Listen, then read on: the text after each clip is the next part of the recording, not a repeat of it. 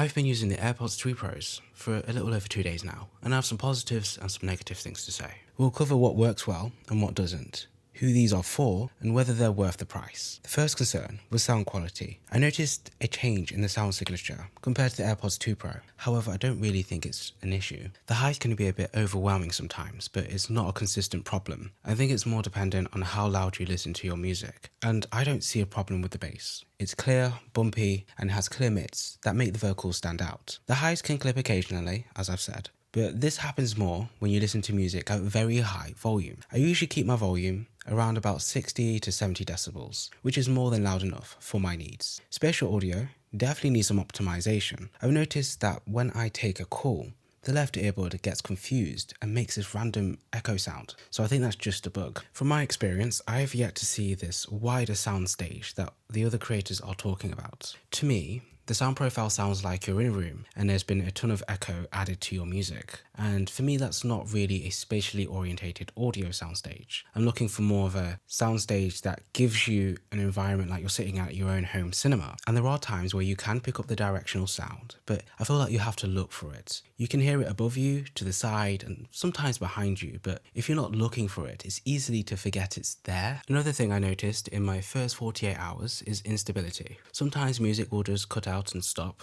where it will just disconnect from the device altogether. Or if you're in a place where there's a lot of wireless devices competing for the same airtime, then you may suffer with buffering or cutouts.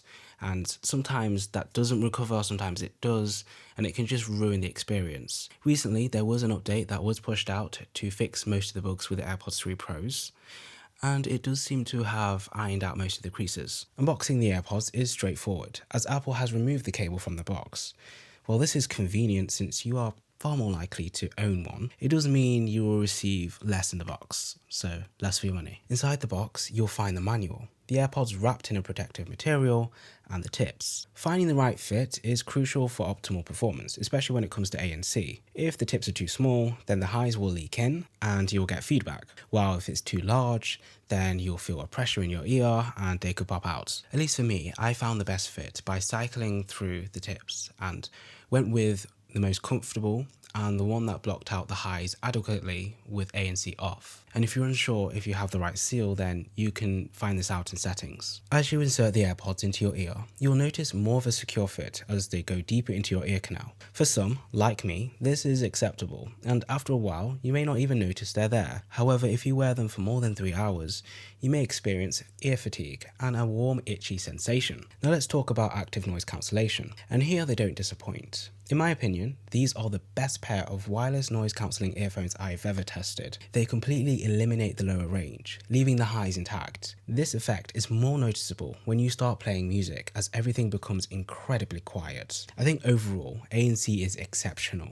and it's a matter of personal experience as words can only get you so far. The design of the AirPods is definitely Apple, and I'll be quite honest, I've never really been a fan of how the AirPods looked, especially when you're in your ears. They just look like cotton buds sticking out at times. I more prefer the look of the Galaxy Buds 2 Pros, as before I switched to iOS, I was an Android user. The AirPods also offer water and dust resistance, offering a good relief for those who are too lazy to check their pockets before tossing them in the washing machine. This new rating has led to a noticeable change in the case, which now lacks a button. While it may seem like a loss, it actually serves as a unique design element, giving the case a clean and minimal look. The case's improved nearby find is another enhancement.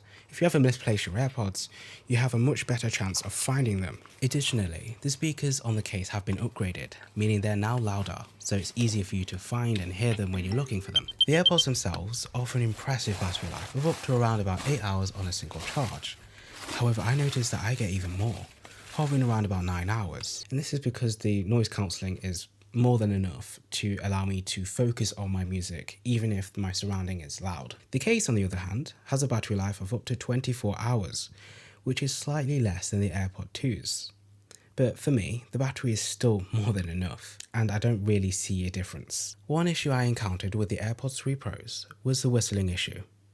One day, my right AirPod started whistling out of nowhere, and it was more noticeable in quieter environments, especially if you had adaptive audio on. And this was more noticeable if you was washing the dishes, cleaning your house, hoovering, or folding your bed sheets. There was just a whistling in the right ear, like you was getting feedback and I got a refund and I got a new pair and the issue still remained. So I'm going to go back and I'm going to replace them with a new pair and see if that fixes the issue. However, this is something that other people have noticed as well. At the base of each bud, you'll notice a black spot. This is for heart rate tracking and it's quite accurate. And if you have an Apple Watch, you can easily pair the two to get even more accurate measurements. There is one slight drawback though. You'll need to manually start the workout, which can make this feature something that you can forget about, as it's just effort. It's friction. It's not seamless. I just think it's just a marketing gimmick, because who's going to be using this every day? Who's going to be using their AirPods as their next heart rate tracking feature? It's just a convenience feature. So who are the AirPods for? Well, I would say it's for daily commuters, whether that's going to school or college. I say it's for those with smaller ears as well, as you're more likely to get a good fit like me. I've noticed people with bigger ears are having mixed reviews on the fit. So is it worth it? Yes, definitely. There have been some bumps in the road, but it's not bad enough to make you regret that purchase. I'm still in early days, and I think for a new gen product, some reviewers are being unfairly harsh. I feel like give it time to marinate, give it time for Apple to refine and perfect their product that they've just released. It's not going to be perfect on day one. If you're looking for something that is high fidelity, high quality, then look somewhere else. The AirPods just have a good sound profile. It's not bad. It's just good. But I also think a year from now, the AirPods will be in a much better position. And if you are looking for more of an in-depth review where I cover everything that these AirPods have to offer, then subscribe and like the video. And I'll see you in the next one. Also, if you're interested, I did a review on the Galaxy Buds 3 Pros, and that will be there. And I talk about everything, and I may compare that in the future.